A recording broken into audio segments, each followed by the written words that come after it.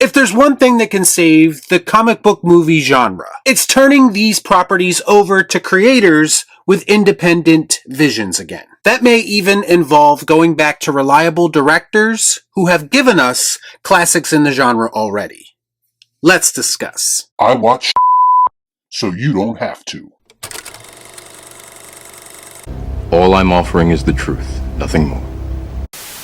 You recently expressed interest in returning to that particular franchise. I didn't think it was possible, but after jumping back in with the multiverse, I realized that just like Doctor Strange does, anything is possible now. So I'm completely open to it.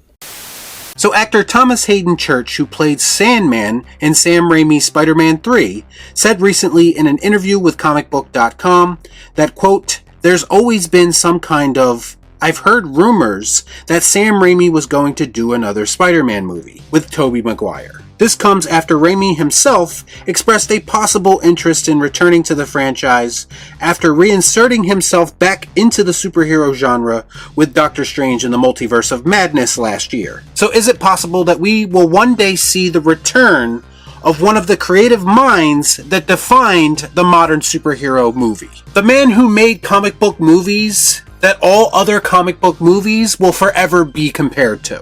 He's good. With my help, he could be the best. Would anyone actually be interested in him returning to a franchise that he never really got a chance to give a proper finale to? Well, if you are asking me, it's an emphatic yes. And you are watching someone who is completely burnt out on the comic book movie genre at this point. I would be cautiously optimistic about a Sam Raimi return, but if that was going to happen, I would need Sony Pictures to do two very important things. One, give Sam Raimi all the creative freedom and funding that he wants. And two, get the out of his way. Anybody care about what I want? I do. Shut up. Get out. Now this begs the question, is a possible Spider-Man 4 even necessary? And the answer is no, probably not. But if the man himself has a story in mind that he'd like to tell, then I have enough confidence in him as a director, as a creator, to say let him do that. Come on. Do it. Do it! And no, I'm not saying to let him do it in a multiverse of madness kind of way, where only certain aspects of the film actually feel like Sam Raimi, and how he was very obviously burdened into making everything fit into a larger universe while making that film. What I'm saying is let Sam Raimi make Spider-Man 4 without any restrictions, so he can give this world and these characters the satisfying conclusion that they deserve, that we fans deserve. Get what you deserve! It's no secret that his vision was meddled with when he was creating Spider-Man 3.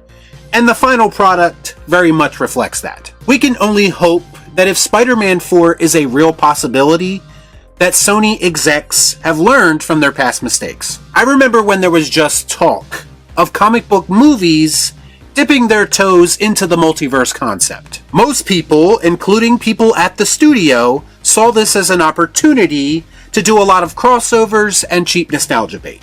No, don't like that. In my mind, however, I was thinking this was an opportunity to right some wrongs of the past. I saw this as an opportunity to sign off on projects where we could have multiple versions of the same character existing at the same time. The multiverse concept would make it possible for us to give Tobey Maguire's Spider-Man a proper send-off. And yes, even Andrew Garfield's Spider-Man a proper send-off.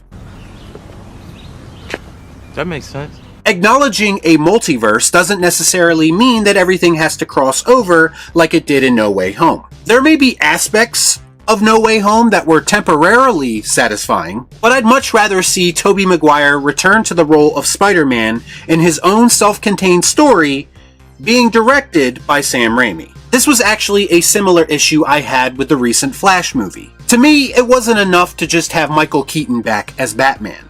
I wanted his world back, his Gotham, his aesthetic. Now you want to get nuts?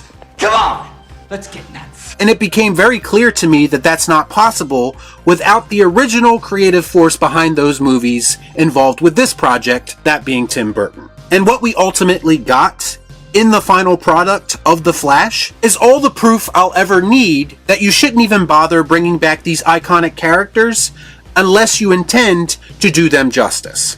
Don't waste my And Sony has an opportunity, if they want it, to do this right. In a lot of ways, it feels like studios have actually underutilized the multiverse concept. They could be doing so much more from a storytelling perspective, and yet somehow all it's really amounted to up until this point is cameos and nostalgia. I have no doubt in my mind that audiences would respond to Spider-Man 4 if they let Raimi be Raimi.